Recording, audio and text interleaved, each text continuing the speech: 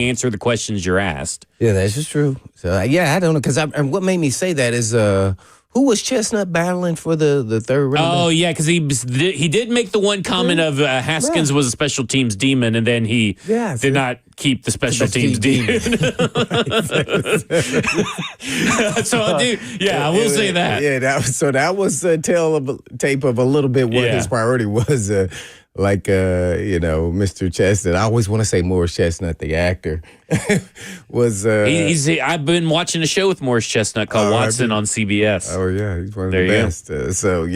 Chestnut wasn't a better running back. Or special teamer than the one he cut. So actually he went to the Chargers, didn't he? He did. I'm actually going to look up his stats real quick. Yeah, Harbaugh. He scored on us, didn't he? I believe he did score on the Tennessee Titans. That was Harbaugh. That shows his personality. He tries to be a little smarty there. I cut him. I brought him in because he was a Michigan guy. And so was Harbaugh. So, obviously. So, special teams has always got to be important. That's why I love versatility in the players. If I can only play you in one instance, and then that means either I'm going to dress you if you're back into the roster or I'm not dressing you. That's what happens. So, I feel like, maybe, coaches learning on the fly, about certain things. I mean, to me, Vrabel knew that. I'm taking myself all the way back. Vrabel made a lot of mistakes his first year coaching. But special teams was not one of them. That was not one of them. His was more game management. He picked that up pretty quick as the season went on, and then the second year, because he said he would. What did he say? He would always go for it, or something he did when we were in London. I was like, you can't always say you're always gonna go for 2 points or something. Yeah, a lot of people always thought that he was very conservative on his fourth down, but history showed that he was not. And we are live on YouTube. No, we made it back. We're back. So there you go. Oh, who was the person that got it done? Bert. It's actually showing right now that we're on YouTube 3 different times. Live. We're live in 3 YouTube spots. Let me reboot my computer here just to make sure. Up there we are, but we're frozen. Not. No, we're live. 3 different ways, man. That's funny, man. I see myself talking 3 different times. Yeah. So 3, for just to put it out there, Hassan Haskins played 309 special team snaps last year he played in every game, every special teams, and he posted a pretty respectable PFF grade, if you're into PFF grades, of 70.2, which is above average. So, how many rushing yards did he have? He did have 2 touchdowns that year.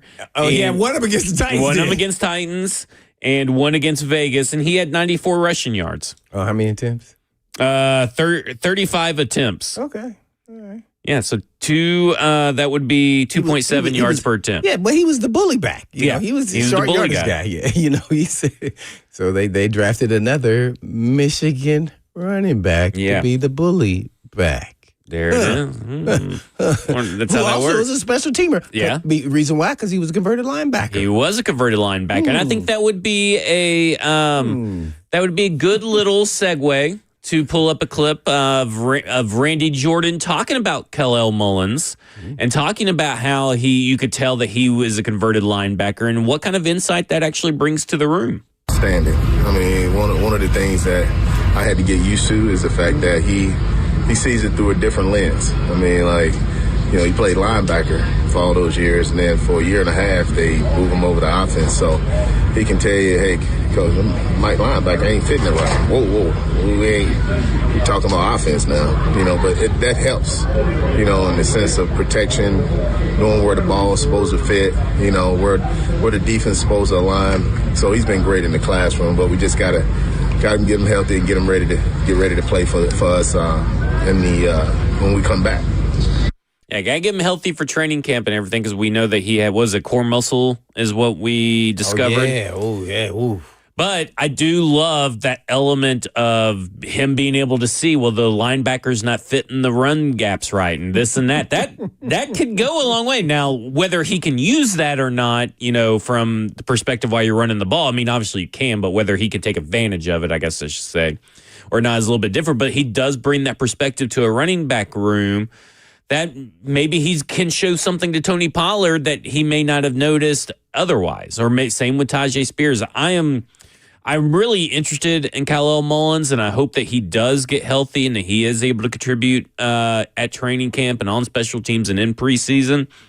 But I do worry about that core muscle surgery. But he's at least been on the field now for stretches and stuff like that. So at one point, he wasn't even at that. Right. So at least he's progressing in the right direction. Oh, that means he's on target to be ready for training camp. Yeah. Hopefully, that and they just keep watching him and let him take it easy. That's a tough injury, but once you come back, you got to make sure you continue to strengthen your core muscles. Yeah, which is the only way you can run there, Jackson. So that's a tough injury right there. But you know what? A lot of players have played on both sides of the ball. I really believe I was a running back at heart all the way through high school and even in college. And I firmly believe that helped me understand how running backs and what they see and vision and how they would run. There's no doubt about it. So I think that's an advantage. And if you want to have those conversations as a group, I don't think you want to go tell a vet, hey, man, I see the guy overrunning. You would say, hey, man, hey, you see how that linebacker's playing? Man, I think we can take advantage. What do you see? And see if he can see what you see. Yeah. Yeah, Now, why would you do it that way? Because you want to give respect. You want to give respect to the guy who's been in the league. So you don't want to assume that he's not seeing what you're seeing. See it right. Gotcha. Yeah. Maybe another rookie, you approach it a little bit differently, but not the guy who's the vet who's been here and rushed for 1,000 yards in a lot of seasons. Yeah. So, I think I would approach it like that because you're all supposed to be in there working together. So at the same time, you want to be like, hey, man, did you see that guy? Look like he always overrunning or he's not fitting the gaps right. So, that's how you kind of approach that, So. Old computer just started kicking on here. You speak to those, you got to speak to everybody, not the same, but a little bit different, when you talk to another rookie running back. So, I don't know. He probably would say the same thing to Tajay Spears, but they are different styles of backs, So what he may see may not be effective for that back. See, so you could say, I see it, but I mean, Paul would be like, but I'm never cutting back over there anyway. So. Right. So because it's a feel thing when you're running back. I don't. You want to say the hole is over here, but I want the guy to also have feel and say, hey man, I took it back over here, and sometime it'll work, sometime not. Yeah. I mean, I do think with this. Because they also talked about Bryce Oliver today, who ended up getting 3 touchdowns, by the way, today. It was kind of weird because they talked about, why haven't we seen or heard from a lot of Bryce Oliver? And they're kind of like, well, what you're not seeing is that the quarterback's just going somewhere else. He's doing his job. He's doing work, and he's doing this, and he's doing that, but the quarterbacks are just going somewhere else. But you guys also, have to understand we have loved the work that he's been doing on special teams. And then all of a sudden, for whatever reason today, he goes off and gets 3 touchdowns. I think 2 from Levis and 1 from Cam Ward, but got 3 touchdowns today. And we have talked about being very high on Bryce Oliver. We know that the staff is very high. On Bryce Oliver. I don't know what they are. Well, I mean, I know that Callahan. Callahan today as well. But Callahan also, at some point during the season, I don't remember, but he was like all talking about Bryce Oliver at the end point. Of the season. Yeah, some point during the offseason too. He had talked about it.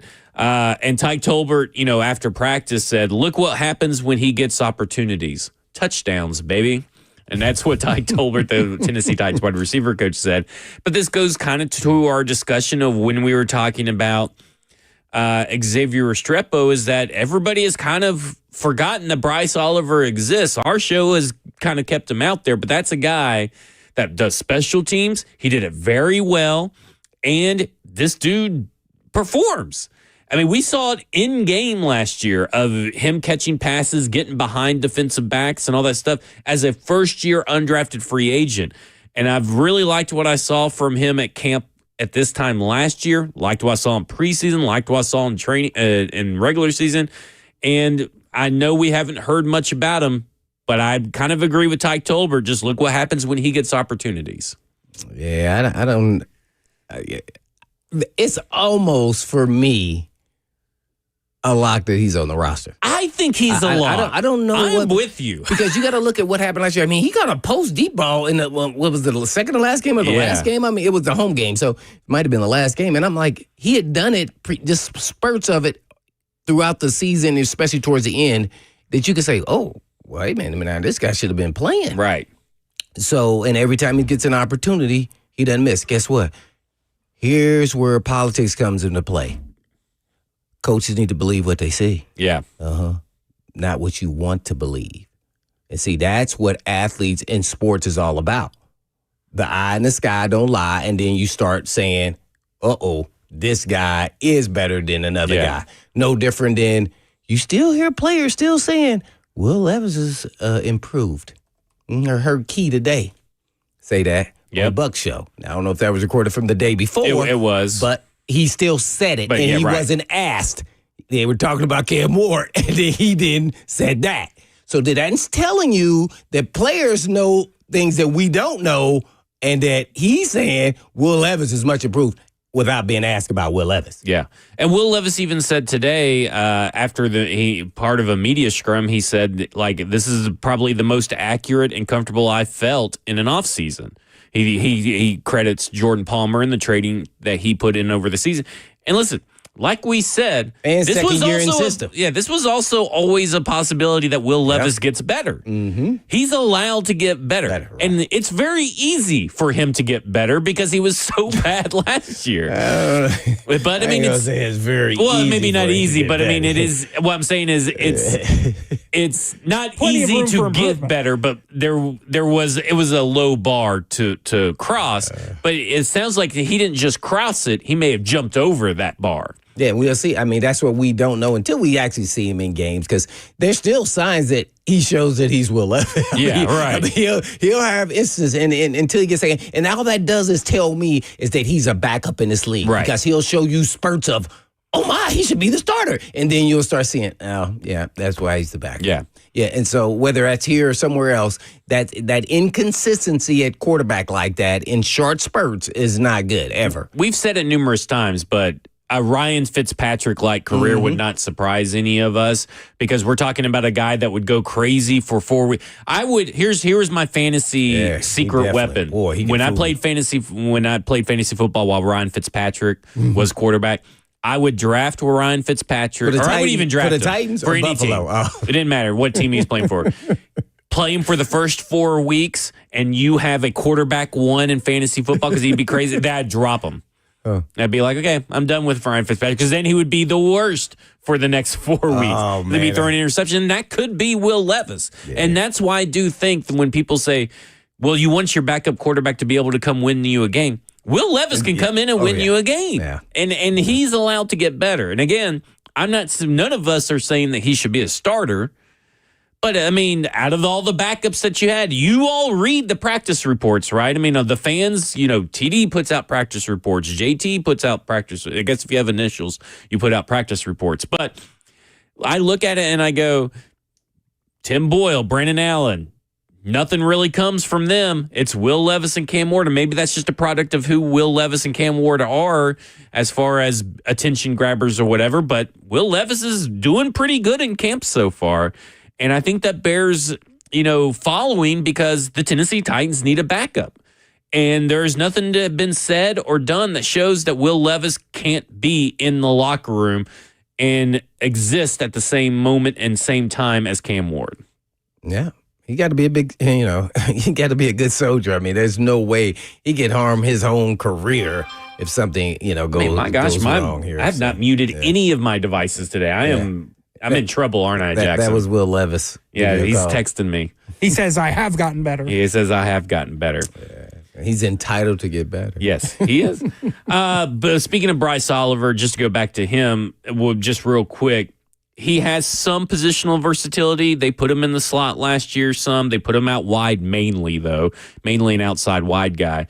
But when you talk about when you're, quote-unquote, fighting for that last roster spot, because I think he's making the team. I don't even think I'm even worried about it, right? Go down your list. So, okay, we know that Calvin Ridley's making the team. Right, he won. I am pretty certain that Van Jefferson's making the team, right? I mean, I don't see any reason for him not to. To me, it's a matter of Alec, can take this spot. Maybe. Yeah. And then you got Tyler Lockett. Yeah. You got Aya Manor. Yeah. You have DK. And then you got Bryce Oliver. Yeah. I mean, that's your 6. Now, if you want to keep a 7th or an 8th, that's up to you. But like, I think 6 wide receivers are a lock, and I think all 6 of those guys are a lock, in my opinion. Yeah, I think that's about as far as I would go. Yeah. But it'll be interesting. Where are you getting your returner from? That would be the interesting thing. DK could be a guy. I know he's been returning punts. That's why I kind of think Prochet. Prochet could be the guy that is the 7th wide receiver because he can do it all too, right? Mm-hmm. Maybe it's Mason Kinsey. But I feel like with Tyler Lockett and DK, you kind of get your slots, there, but maybe you want all that kind of stuff. Like, I don't know. I mean, I just think that, again, that kind of gets me down to, I think Xavier Restrepo has a better chance to make the roster than I gave him credit for. I think I only gave him like a 10% chance. But I'm talking, I've only moved up to like maybe 20 to 30%. Maybe 25% would be a good round number to do. But I just don't see right now how anybody could have him over a 50% chance to make this roster because we don't know what he's been. So, I mean, he's allowed to prove everybody wrong, but I saw clips today, and I knew it, but I never noticed it until you said something yesterday or maybe 2 days ago where you're like, he's just so tiny. And then I saw it today. It's like the glass, breaks and you just can't see anything other than, man, he is really tiny. I mean, he's short as squat. I mean, like, I don't see how he's going to play outside. I mean, just imagine Snead guarding him. Like, I just don't see him getting off the jam. Like, I don't see this electric quickness that's going to help him survive that, like when Tyler Lockett was in his prime. And listen, and Ty Tolbert said it today. He said there's different ways to get open than just speed. And I totally agree. I said quickness. Two different things. Yeah. And I agree with that. And I know that you do too. But at the same time, guys, I saw it at Senior Bowl. Like, oh, you did. It took a while for Xavier Restrepo to do anything once all the pads and all that stuff came on. And I get that the coaches are talking really great about Xavier Restrepo, and I have no doubt he's putting in the work. But I just don't think he cracks the top 6. Now, whether maybe he's the 7th guy, I would probably make Prochet the 7th guy right now as the favorite for the 7th guy. So that means, are they keeping 8? And that's just kind of where I'm at. We'll see. This is Cover 2 with Blaine Bishop and Zach Lyons here on 104.5 The Zone.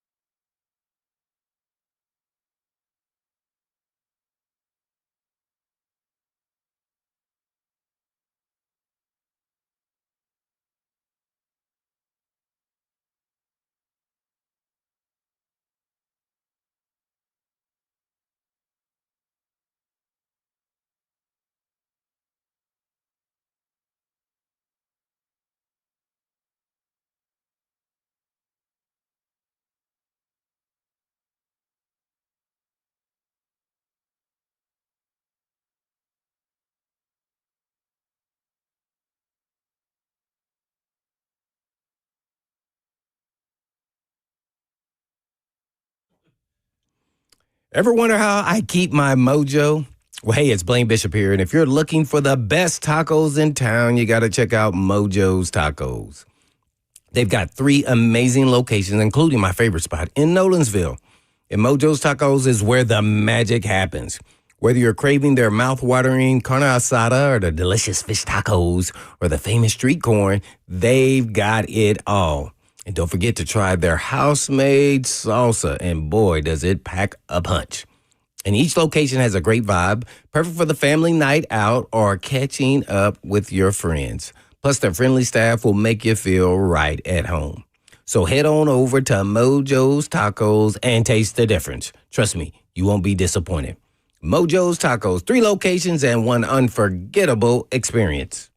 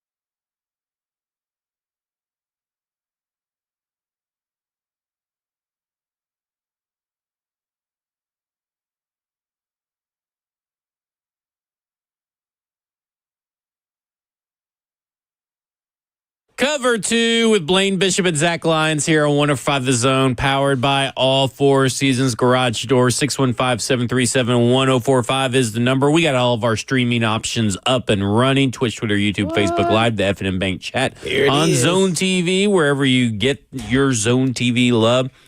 And we were talking off air because we ended the segment talking about keeping wide receivers, and we think 6 wide receivers are already a lock on this roster to make it, or a virtual lock. Because that's how many was on the team last year. Yes, and 6 wide receivers made the team last year, but 5 tight ends made the team last year. Yeah, he went wrong with that. Yeah, and 2 of them, David Martin Robinson, Thomas Odukoya, were like inactive for most of the year, which was insane, especially when you had other needs. And so the math may start creating opportunity to maybe keep 7 wide receivers. They may keep 8 wide receivers. Who knows? But the math could be there, right? To be able to do that. It could. Well, here's where you can go wrong with that math.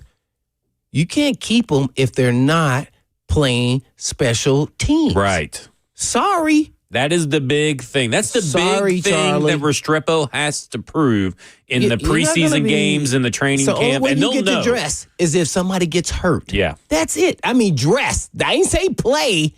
I said dress. Right.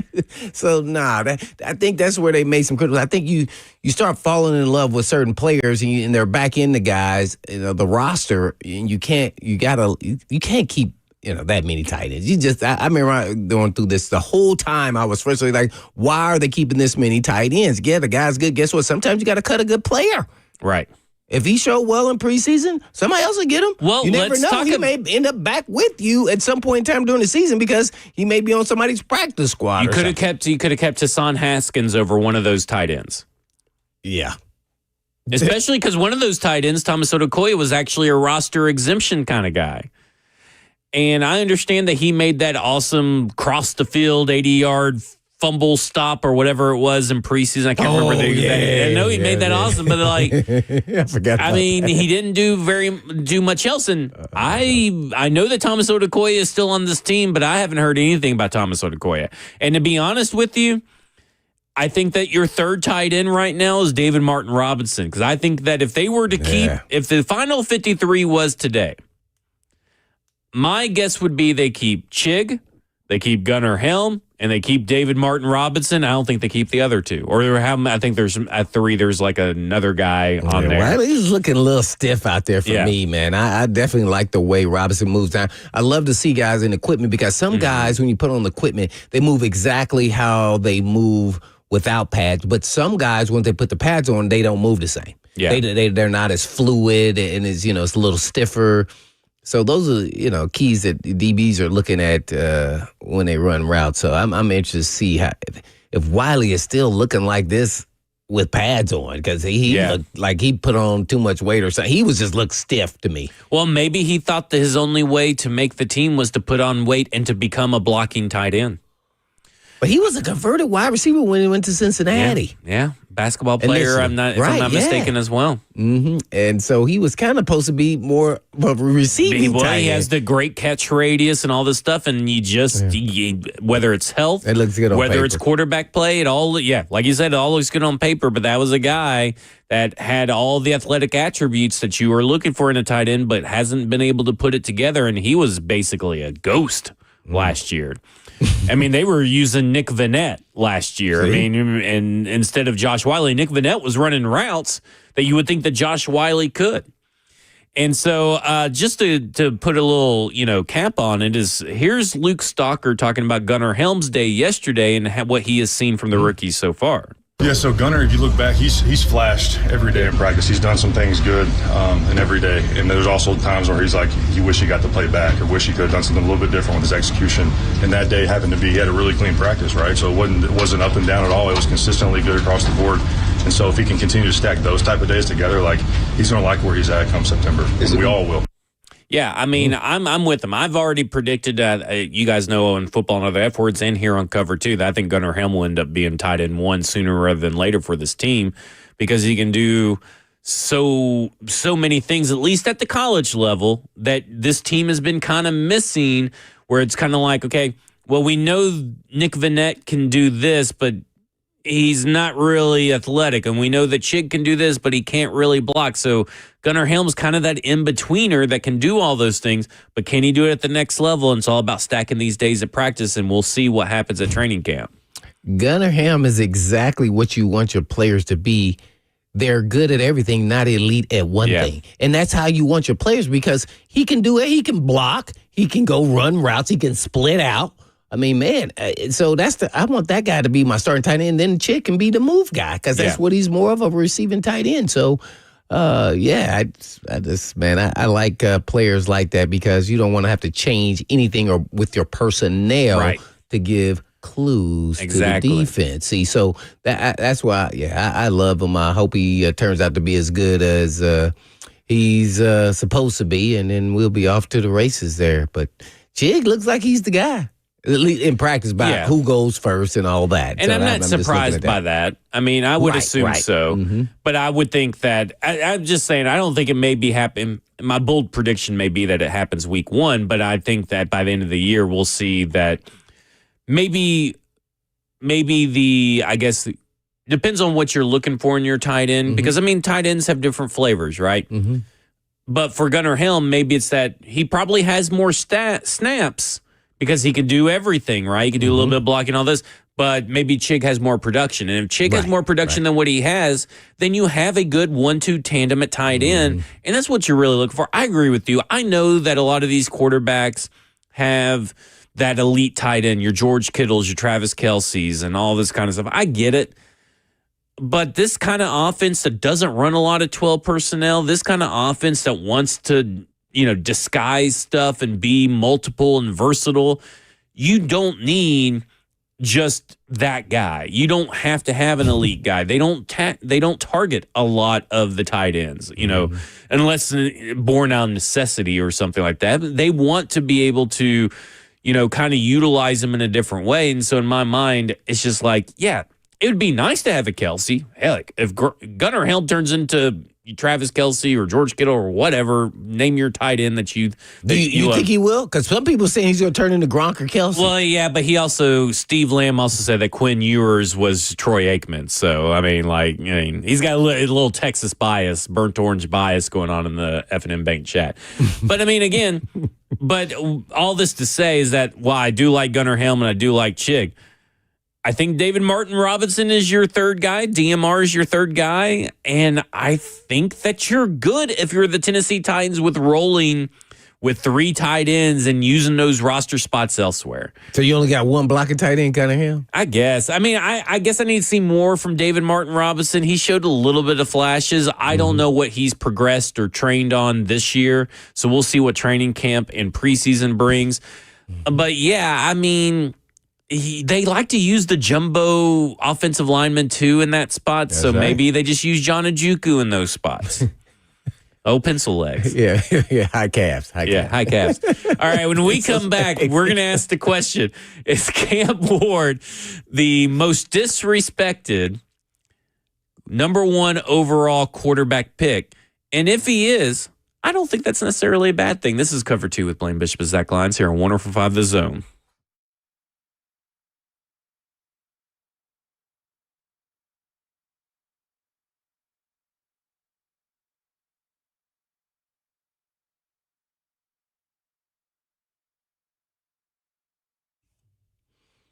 Hey, folks, I've been talking about Tennessee Orthopedic Alliance for years because they're the leading experts in sports medicine and performance and the team physician for the NFL, college, and high school athletics across Tennessee. And TOA provides sports medicine coverage to more high school and college sports teams than any orthopedic group in the state of Tennessee. They have 29 locations throughout the state and over 100 physicians throughout Middle and East Tennessee to take care of all your musculoskeletal needs. And TOA has 11 urgent care locations with walk-in availability 7 days a week. They offer direct access to sports medicine and performance, physical therapy and nutrition, personalized rehabilitation plans to enhance mobility, reduce pain, and improve overall physical functions for patients recovering from injuries or surgeries. And TOA also offers sports performance training, a specialized program designed to enhance athletic performance and provide tailored training solutions for athletes, even at Jackson's level. And all you have to do is just go to their website at TOA.com. Yes, that's right. TOA.com.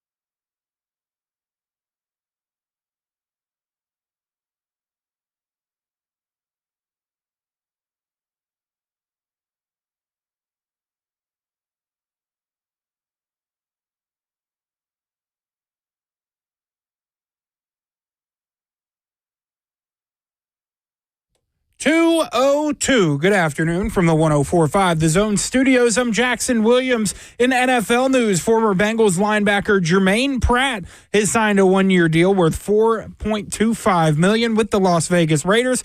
Pratt was released by Cincinnati earlier this week, where he spent the first 6 seasons of his career after being drafted in the third round of the 2019 draft. In other Bengals news, Bengals 2025 first-round pick Shamar Stewart has left the team's mandatory minicamp as his contract dispute continues with the club. In the NBA, the finals continued last night with the Indiana Pacers taking Game 3 of that series 116-107 to take a 2-1 lead. Game 4 tomorrow night in Indiana, tip-off at 7:30 p.m. For your foundation repair and waterproofing needs, visit USSTN.com. Breaking news at once on your home for the Titans and Vols. This is 104.5 The Zone.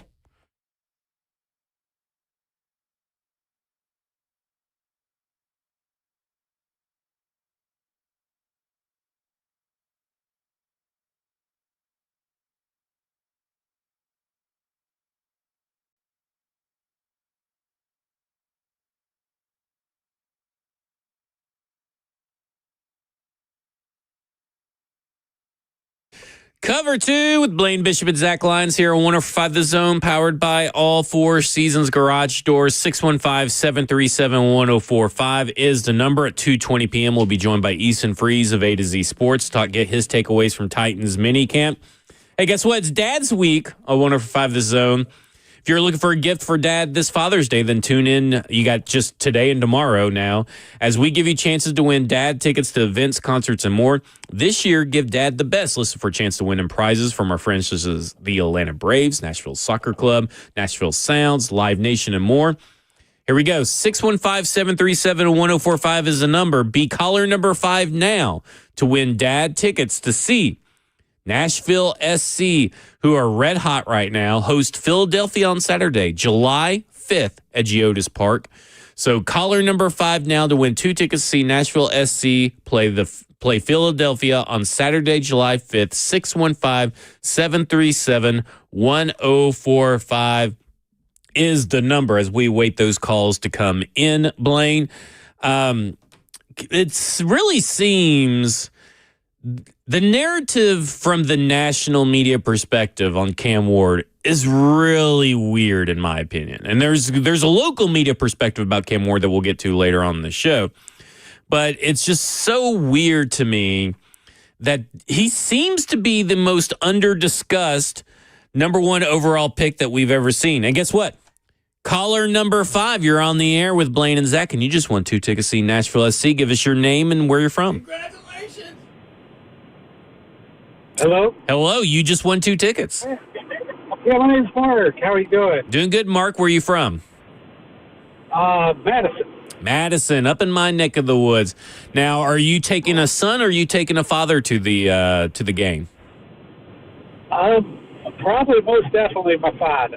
All right, that's awesome. Well, have you ever been to Geodis Park? Have you been to a Nashville soccer game yet? I have one. They're great. I love them. I love them. I'm with you. So listen, congratulations to you. We're gonna put you on hold, get you over to Jackson, and he will get all your contact information so you can get that. So have a happy Father's Day and congratulations to you.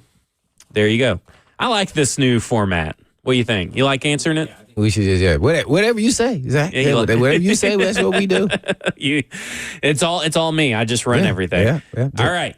So anyway, I just find it very weird because he seems like it very under-discussed. And listen, we're about to play a clip from Kyle Brandt, who says that nobody ever talks about Cam Ward. You know, he makes all these big proclamations and everything in the thing when it's the same rant that he has done 4 or 5 times now. And I'm kind of sick of it.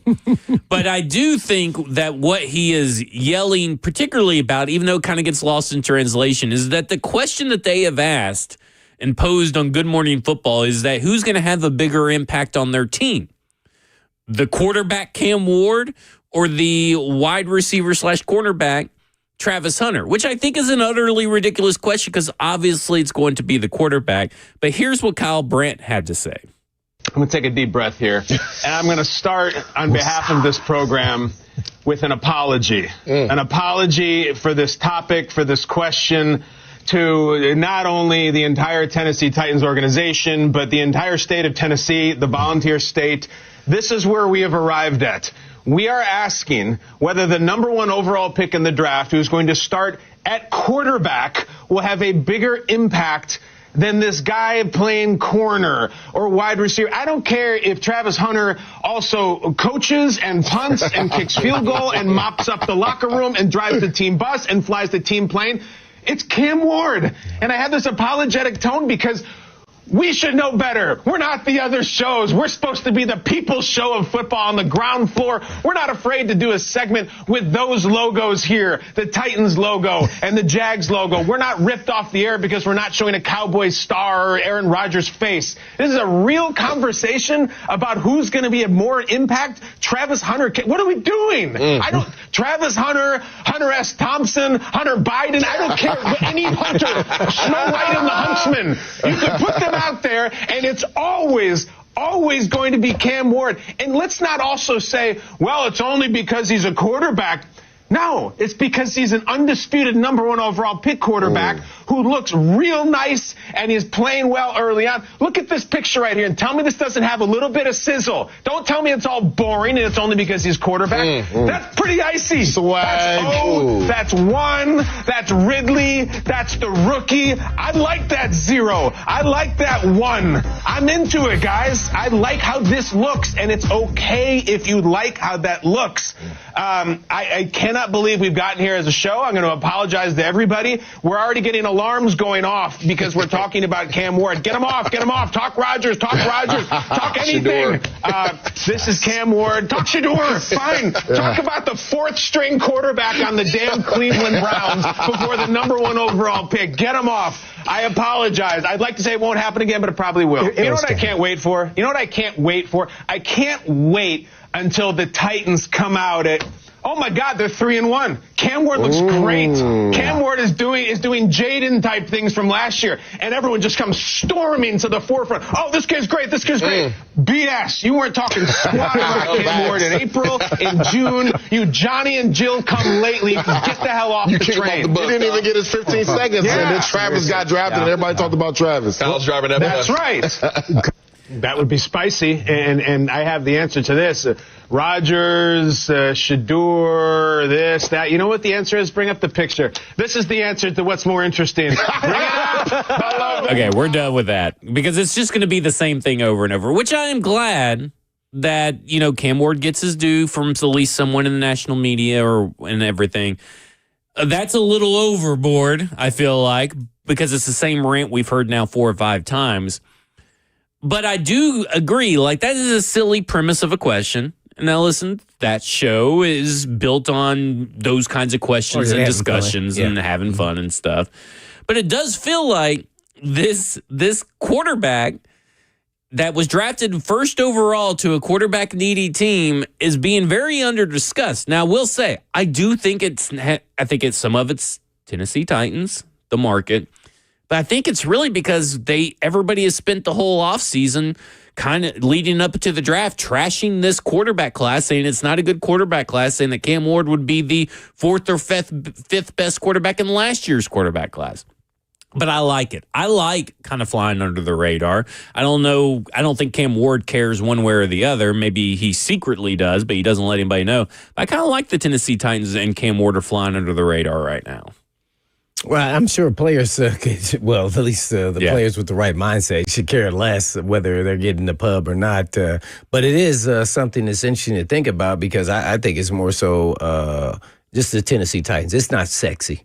The team wasn't very good, and then they don't have any other elite players. Who are you marketing? So to me, then that's where the Titans should be marketing them all over the place. Right. And, even with the videos and everything else. And you can't say, oh, no, that's too much. It's too early. First of all, you already know who this person is as a person. This is not going to phase him one out or whether he gets a lot of pub or he doesn't. So it could care less. You know what this guy cares about? Ball. He cares about winning. He wants to impress his teammates, and he wants to be ready to go on day one. You can just get that vibe from him right off the bat. So, it's great. But at the same time, Brent, he's done this numerous times, and I got to give him props for that. Always trying to have the Titans back, and then really trying to, say, hey, man, we need to get this just do. This dude is legit. And by the way, this would be crazy, though. Imagine this. This has never been done. What if Travis Hunter gets Rookie of the Year on offense and defense? So he would get. So now you're saying, what if he gets Rookie of the Year? Or what if he gets Offensive Player of the Year and Defensive Player of the Year? Yeah, well, I'm talking about offensive and defensive Rookie of the Year. Yeah. So, that would be kind of crazy. That would be crazy. That would be crazy. That would be hard to do because you also have, not only do you have Cam Ward, but you have Ashton Jeanty too. Yeah, right. Like, I feel like if Cam Ward's not winning MVP, Ashton Jeanty is going to win MVP, and Cam Ward's going to be Offensive Player of the Year, or vice versa. Rookie, not MVP, but rookie. Yeah. Offense, defensive player. But that would be something though. Yeah, that'd be a heck of a feat. I don't think he could do that, but that would be something I'm sure that show would be talking about. Yeah. Just real quick, here's a quick clip from Lance Reddick on Cam Ward being one of the least talked about quarterbacks in recent memory. Cam Ward is built the way you want him to be built. He just is, man. He's a true alpha. And that's what everyone at Miami and at Washington State will tell you. This is not a surprise. The guy is built to be the face of a franchise. He's got a ton of mental horsepower where the coach is giving him instructions. He's a rookie now.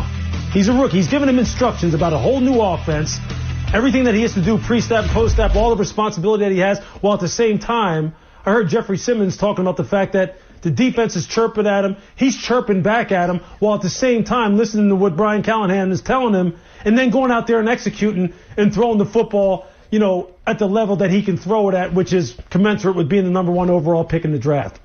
The guy is built the way you want. I cannot wait to see him actually play real games so people can stop saying, oh, it's just minicamp. Oh, he's just in shorts. Oh, it doesn't mean anything. The dude's special. He's probably one of the least hyped number 1 overall picks that we've talked about in a long time. I think that's going to change come September, though, Dan. I do agree that he's probably the least hyped quarterback that went number 1 overall. Because I would say, I don't think anybody was really hyping up Trayvon Walker all offseason, a recent Jaguars number 1 overall pick. So I'm sure there is some other ones that may be missing, but he's definitely among one of the least talked about number 1 overall picks of the last 20 years, especially quarterback. Yeah. Right? I mean, I don't think that is small market syndrome or something that we're making up. I feel like that's real. But I kind of like it. I kind of like flying under the radar. You gotta love that. Yeah, you gotta love that part. That's getting everybody juices going. Fans to players to coaches. Yeah, exactly, exactly. When we come back, we're going to talk about Titans mini camp that wrapped up day 3, and now they got training camp ahead of them in late July with Easton Freeze of A to Z Sports. This is Cover 2 with Blaine Bishop and Zach Lyons here on 104.5 The Zone.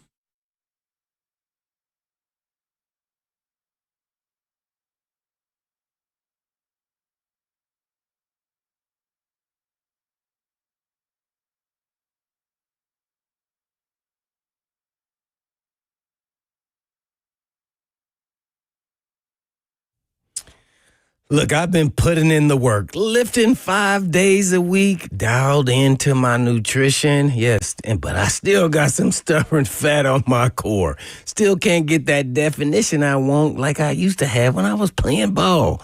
That's why I went to Edge Peptide Therapy for M-Sculpt Neo. It builds muscle and burns fat at the same time. It only takes 30 minutes to get it done. Yes, and no downtime.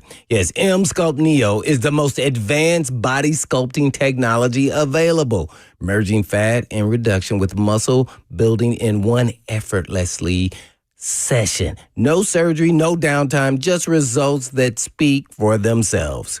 M-Sculpt Neo is your secret weapon, building muscle and burning fat faster than the traditional workouts alone. It's like doing 20,000 sit-ups in 30 minutes without breaking a sweat. So book a June session and you will get 2 free sessions.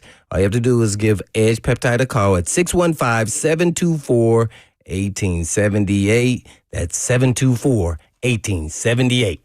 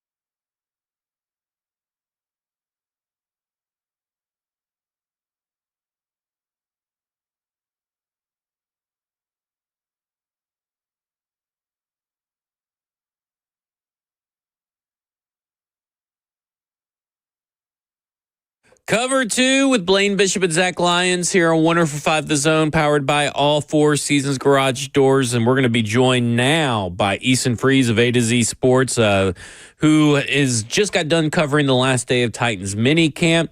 And now we have a long trudge to Titans training camp. And I guess the first question, Easton, that I have for you is that have you figured out who is the admin of the Tennessee Titans Twitter account so you could challenge them to a fight? That was my number one mission today at Titans camp. I walked up to Nate Bain and I said, Nate, who is the admin so that I can find them, confront them? And I felt like I had to beat them up over what they did to me yesterday. And he said, I'm the person you have to beat up. It was him. It was Nate Bain. So are we going to have a charity boxing match? That's to be determined. I don't know. I was shocked that it was him. I thought that he had, moved on from his adminning days, but I guess he got back in the saddle last night and decided to just take me to the woodshed. I guess so.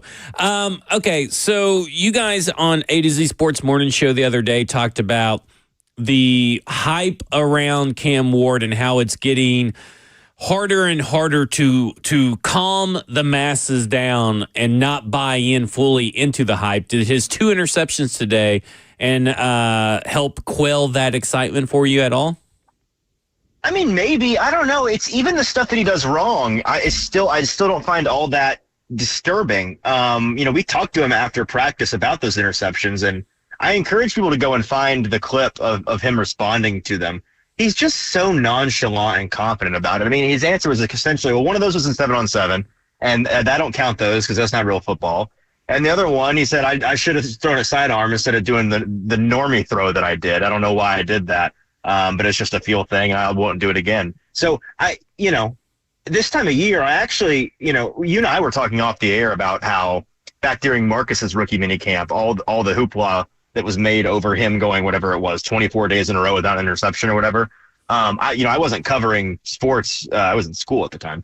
And I'm kind of surprised in hindsight that was seen as a good thing. I'm somebody that really gets weirded out and kind of concerned when I don't see quarterbacks pushing the envelope, especially in the spring practice, but even in training camp, so much so that they're throwing a couple of interceptions. Because to me, that means they're not doing what they're supposed to do this time of year. And so I think that's just a part of the math for him to throw a couple of interceptions. Now, if he starts making repeat mistakes, or they're particularly egregious, or he throws interceptions and then I see a marked, shift in the way that he's approaching practice, and now he's checked down Charlie, that is concerning to me. But you're not getting any of that with Cam right now, so I'm not all that bothered by it.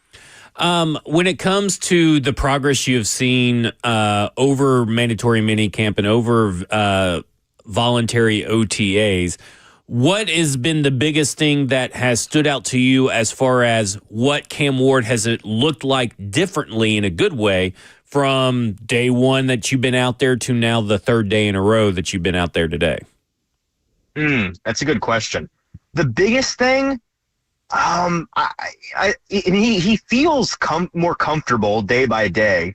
And I think really kind of what I said a moment ago, the fact that I've not seen him make repeat mistakes. Like sometimes you can latch on during practices to, man, he keeps missing behind, or he keeps overthrowing guys long, or, he threw an interception across the middle of the field the same way that he did yesterday or last week. When he does something wrong, and it's kind of a cliche thing you hear coaches talk about, like, well, when this guy messes up, what we love about him is that he doesn't make the same mistake twice. So far, Cam hasn't really made the same mistake twice, at least not egregiously, that we've seen, watching on the sidelines. So I think that's the biggest thing, is that he seems to be learning each and every day and getting better each and every day. And I think that's really encouraging. One thing that I do want to bring up, which you may be planning on asking me about, but I want to make sure we get it in here because I do find it interesting. The connection that he has with Calvin Ridley already is probably the biggest takeaway in particular for Cam from these past 3 days for me. And it has a lot to do with what we saw this time last year, when you remember how big a talking point it was really all summer long. Hey, when are Will and Calvin going to get on the same page, right? And they were both new to the system. Calvin was new to the team, and it was constantly an issue in practice. These guys just could not get on the same page in practice. And we microanalyze? Was it because Calvin's so much faster and can separate better? Is it the pacing of the route? Is it the air that Will's throwing, putting under the ball? So far, Cam and Calvin are on the same page already. Like, they seem fine. Like, I've not noticed an issue with that at all. And when Cam throws the ball deep for Calvin, it's a good pass and he catches the ball. So that's really exciting. Well, there you go. We're talking to Easton Freeze of A to Z Sports, talking about Tennessee Titans minicamp. Well, as I understand it, Easton, that I guess head coach Callahan was considering moving training camp. Did you hear this? He was.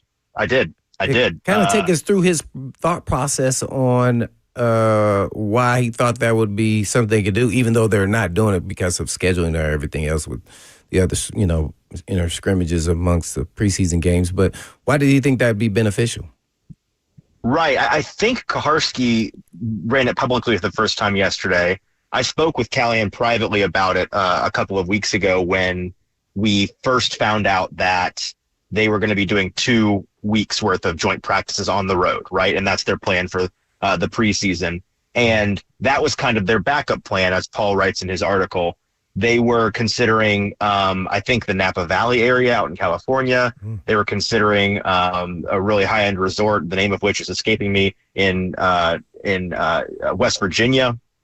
And I think the logistics and the finances didn't work out. And that's a big deal to move everybody and everything out there, kind of a logistical nightmare. But the reason why Coach Callahan really wanted to do it was because he wants their training camp to kind of harken back to the days of, and you'll appreciate this point, back when football was hard, right? Back when it was 2-a-days and guys were actually in camp together. It was a camp and they were spending the night in hotels with one another.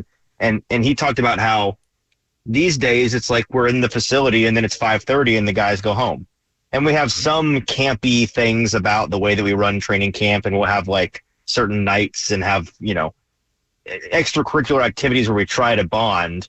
But the thing that to him is most important, and the things that he's experienced in his past football life, are when guys are sitting and watching sports together and having dinner together and commiserating and it is a camp atmosphere where they're really bonding as a group outside of just being a football team and, fellow employees and coworkers. And that's really important to him. And I think that's something that last year they just didn't really have, or maybe didn't have up to snuff the way that Brian thinks is important for a good team to be. And we've talked a lot about that being a theme of their offseason program as well. So I think it all kind of ties itself in. But what they ended up settling on was doing this 2-week road trip where they're going to spend a lot of time together, in hotels together, away from home together, and hopefully they'll bond in the way that they feel like they need to before the season. I think he's realizing that the team needed to be connected, and you need to connect as people first before you can even connect on the football field. And I applaud him to try to get some of that stuff done. He also said that he's done some things differently, at least with the offseason workout program. Did you hear him say that, or did I get that wrong? No, he kind of alluded to it. Yeah. I'm not familiar with a ton of the specifics. I know that their strength and conditioning staff is as high tech as it ever has been in Tennessee. And I don't know how maybe behind on the modern tech they were before the new Callahan regime came in. There's been a lot of speculation about whether or not the Vrabel era was.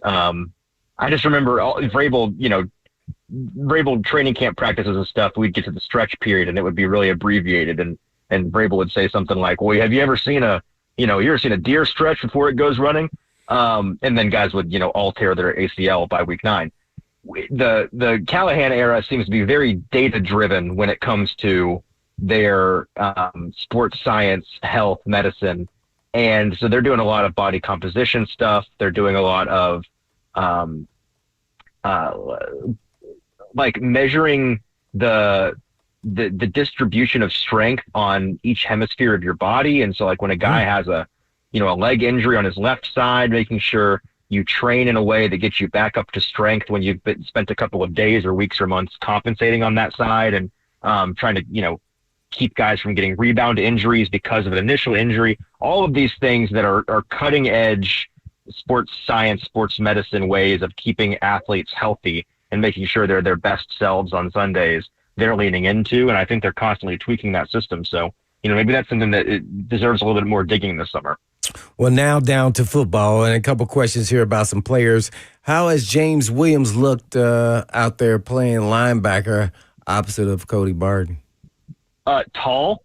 Every time I see James Williams on the field, it's just funny to me how tall he is, because he's a 6'5" middle linebacker. He looked like a giant out there. He looks like a safety playing linebacker is what he looks like. He looks good, though.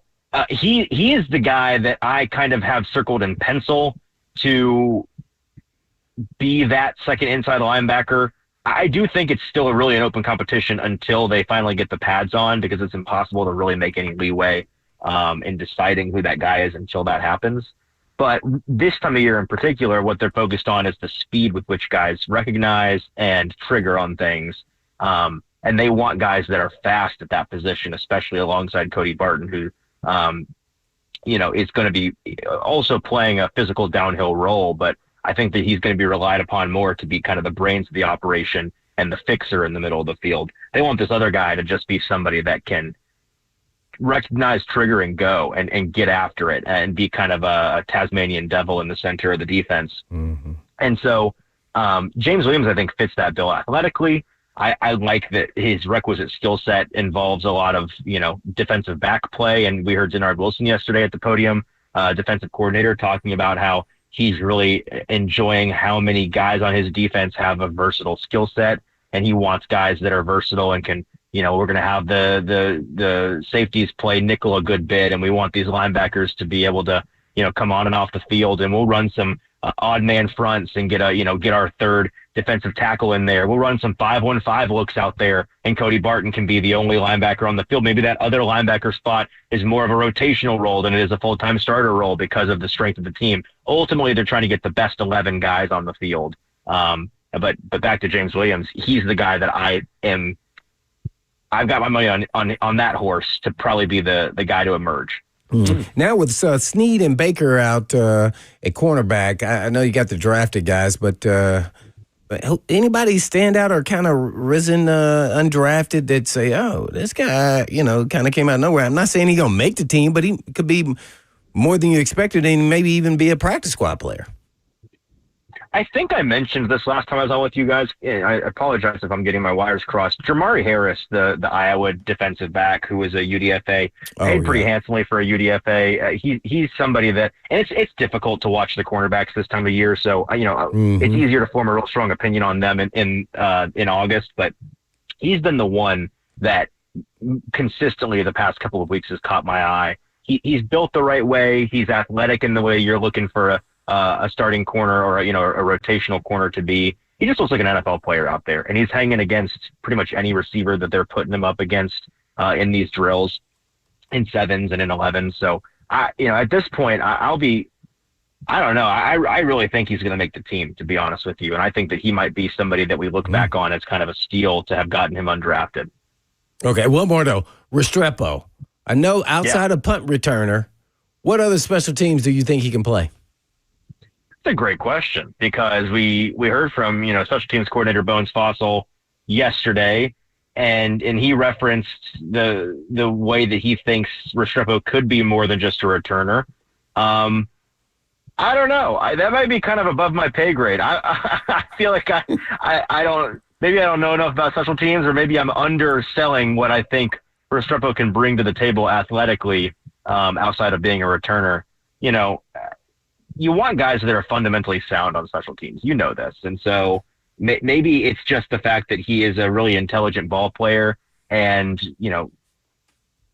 John Fossil is more interested in getting guys he knows won't make mental errors and be in the wrong spot on special teams more so than getting the most athletic guys out there. And if that's the case, then maybe he carves out a role for himself on punt pro, or maybe even, on a return game. I don't know. I don't know, to be honest with you. That is near the top of my list when we get to training camp, to pay attention to where and how they are rotating him in on the special teams drills. Gotcha. Easton, when it comes to Will Levis, I mean, obviously, we have talked a couple of times now on the show and with you about how he is the best of the three other quarterbacks by a country mile.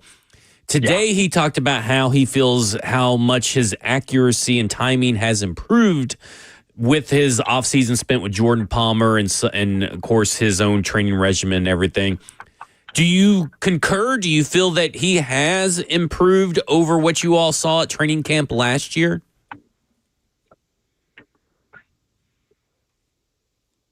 Hello? Not really. Okay. Okay. No, you stumped me on that. Not really. It's a really small sample size. I'll say this about Will. And I was talking to Gentry Estes about this on the sideline today. This week, he may have the most impressive single pass of 2 or 3 of the 3 days, which isn't that surprising because that's what Levis does, right? Like, we know this. His highs are really high, and it is not hard to understand how he's going to stick around in the NFL and the reason why he is kind of an eye candy practice player and has some traits that are irresistible no matter what you know about him as an NFL player. And what the downside risk is. But I just don't know if I have seen a significant uptick in his accuracy in this practice. And maybe this, when we get to see more of a sample size and, they're doing more 1-on-1s and 7s and 11s in the summer, it'll pop out to me. I don't think he's been particularly inaccurate, but like when I'm measuring him up against the measuring stick of Tim Boyle or any of these other quarterbacks in that room, neither Boyle nor Allen looks dramatically worse in the accuracy department than Will does. And there are at least a couple of throws each of these days where it's like, he kind of missed that bad, and that's not a very good ball. And like I said the last time I was on, the gap between him and Cam it feels about as big as the gap between him and the other guys. And so he's the clear 2, and I've not been overly impressed by how much more accurate he seems than the last time I watched him, to be 100% honest with you. Real quick, Elikiah Manor has looked pretty fantastic throughout this whole thing, but another rookie that has looked pretty good is Gunnar Helm. What do you think about this tight end room? How is this actually going to shake out? Is Josh Wiley in danger of losing a roster spot to maybe David Martin Robinson, who could be the third tight end? This is a great question, and it's something that I've been thinking about. I really don't know if Josh Wiley is a lock to make this team anymore. I definitely think I'm signing up to be hurt again by Chigakonkwo. I think that he is the best tight end option they have on the team right now, which is not all that, a controversial thing to say. But I think that his skill set in particular is something that Cam Ward has the ability to really maximize. And I'm excited to see what he looks like this season, and especially if he can find some consistency. And then Gunnar Helm is definitely somebody I think is going to be an active contributor this year. Those two skill sets, like Helm is a more traditional Y guy. We know that Chig is used in that move F tight end role. You got to have somebody that plays that Vanette role of like the bigger body, especially if you're going light on the offensive line, or if you only keep 9 offensive linemen, which they did last year. You need somebody that's going to be that big boy who's going to do the dirty work in the tight end room. And I don't think Wiley's doing that. I don't think that's his strength. I do think that somebody like David Martin Robinson, right now where my brain is at is on Thomas Odukoya, who I know every year we think, is this the year? Is this the year? He's in that room. He is the best, glorified offensive lineman option of those guys to me. And I would not be surprised one bit if he's the one that is the surprise inclusion as the 4th tight end, or as you alluded to, maybe even the 3rd tight end in that room, because they need somebody to help be an extra person mover on the line. There you go. Easton Freeze of A to Z Sports has been talking all things Tennessee Titans minicamp. We appreciate your time, Easton. Thanks, guys. Thanks. Appreciate it. All right, when we come back, I got beef with the local media, and I think Blaine may agree with me. We'll see. This is Cover 2 with Blaine Bishop and Zach Lyons here on 105 The Zone.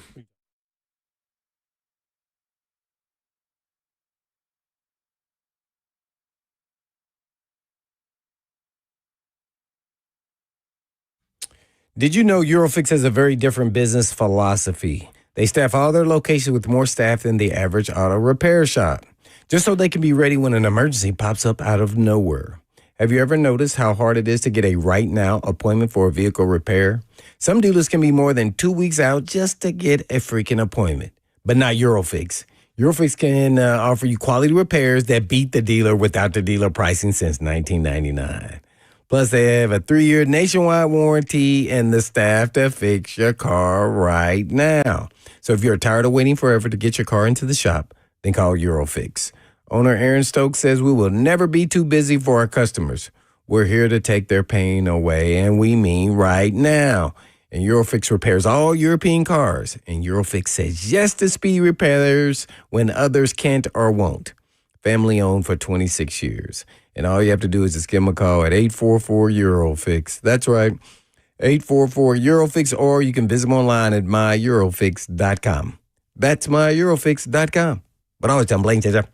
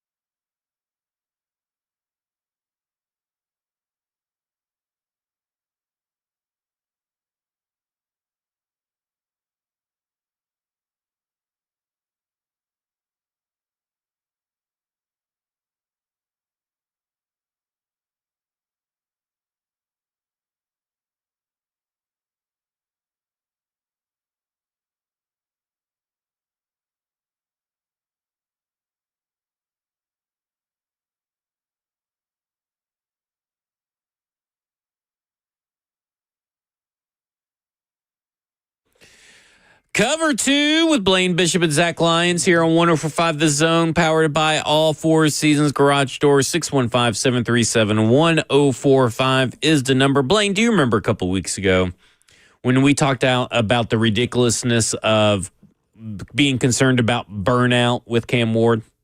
Oh, there has been. I didn't know where you were going with this. There's I was trying been to guess many. in my mind, but I did not think you're trying to figure it out. I always like to keep you guessing. I do like that though. Yeah, there's been variations of that question asked to Nick Holtz, asked to Cam Ward, asked to Brian Callahan in a different fashion, asked to Bo Hardegree. Bo Hardegree was the latest one today.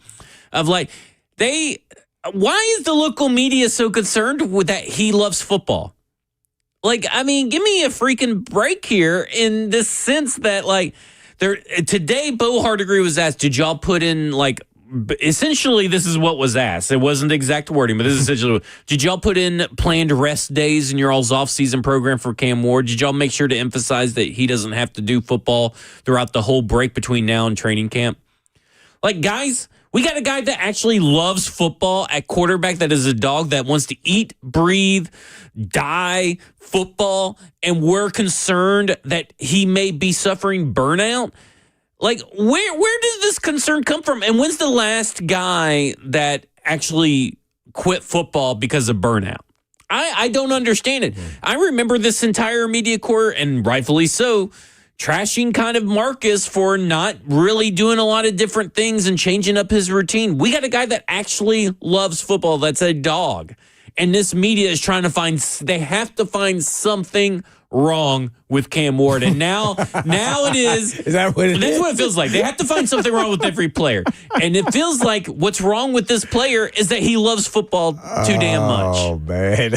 Forget he's got to schedule and get him some rest, man. That's the thing. It's wild to me that this is even a conversation. I didn't know this was a thing. Yeah, I'm speechless. I mean, right? Right there, man. I mean, this is an insane thing to worry about. Burnout? I mean, what are we talking about here? He's not going to burn himself out. Yeah. I think he's trying to make sure that he is ready. And he actually said, he explained it all. He said this is kind of his routine. Right. This is just who he is. Yeah, that's who he is. So I mean, people are literally asking, like, they're asked today, it was, or maybe yesterday, someone asked either Bo Hardegree or Nick Holtz about giving them mental breaks, giving the rookies mental breaks. What a soft society we are living in. Mental breaks. They just got into the NFL. Oh, man, a mental break, man. I don't know. But I think this is where we're going in society. Yeah, we're getting soft. Well, man. let me say this. I agree with that. But I like that Cam Ward's not a part of that. Watch this. When Easton said that, they in practice, when I asked him about the training camp stuff at 5:30, and then he just said, then they leave. I thought, dang, man, I don't remember ever getting home at 5:30 to the training camp. I think it was more like 7, 8, or 9. Yeah. And I'm talking about to the hotel. Right. So I'm like, man, things have changed so much with the rules. And so that, the rules are even making the players a little softer too, to a certain extent. And I think that's why now Callahan is figuring out, like most coaches have already been, head coaches, that we got to do some other things to circumvent some of the rules to bring the guys together sooner than as the season goes along. And sometimes it just never happens. So. Yeah, it's just one of those things for me where it's just like, guys, we got players that love football. Remember when they drafted Isaiah Wilson, who clearly did not love football? You remember those days? Oh, my God. And now we're concerned that a guy's like, oh, well, he may stay up too late watching football. Oh, man, he may overwork his brain being on the VR or doing this or doing that. He's maybe waking up too early. Like, give me a break. This is what you want your quarterback to be. I want other players to be the same way, right. Man. I mean, that's, man, the love of the game instead of, they play for the love and not for the cash flow. Yeah. And so then you have the right guy. Eventually, he's going to figure it out. The Tennessee Titans told you they wanted guys that love Monday through Saturday as much as they love Sunday. Sounds like they got a lot of them. And they got a lot of them, and now you're worried that they love ball too much. Mental breaks. Give me a break with those mental breaks. You sound like... It sounds like a lot of people who've never played sports. I'll just be honest. They've never played team sports. I knew you wanted me to say that. That's why I did not say that. I'll say it. And because these aren't competitors. They sound like Kyle Brandt. That's what you sounded like right now. Yeah, that's what it feels like. It sounds like to me a bunch of people who'd rather compete, I don't know. I don't get it. I don't understand it. You should ask them, don't you get here before the other reporters? Right. Well, Easton is, I can say this. There is a going bet whether he's going to make it to a press conference on time. I know that there was a bet today about that. So that kind of tells you right there. Let's go to Patrick who wants to talk Tennessee Titans. Patrick, close us out here. I'm just saying we are so thirsty for a championship. But I'm going to absolutely lose it if Mike Vrabel turns the Patriots around and they go to the playoffs. That's all I'm saying. That'll be the last straw. Well, I don't think it's going to happen this year. Thanks for the call, Patrick. I don't think it's going to happen this year. I think you can wait. He's in a too tough of a division. And I think Mike Vrabel is a very good head coach. But I think it's too, and all of his, I heard that his players are starting to get injured and stuff at training camp and stuff. And he's a guy that's known to run those practices pretty hard. I did not know he said that, what did he say? When Easton said that, Vrabel said at training camp, like about the yeah. Have you ever seen a deer stretch before he runs? You know what that sounds like to me? And this is exactly Vrabel. Yeah. Like he never played. Yeah. But he did. So he's transformed right into what a real coach actually acts like. Because a player will be like, hey, man, I got to warm up, bro. Right. Like, I mean, what are you talking about? We want to pull some muscles out here? Yeah. Well, we're going to take a mental break. A mental break. That's got me all fired up. Football and Other Efforts tonight is going to be electric because I'm going to be talking about this with cuss words involved. So there you go. 6 p.m. Central Standard Time for Football and Other Efforts tonight. 3HL's up next. This has been Cover 2 with Blaine Bishop and Zach Lyons here on 104.5 The Zone. And in the meantime, and in between time, peace.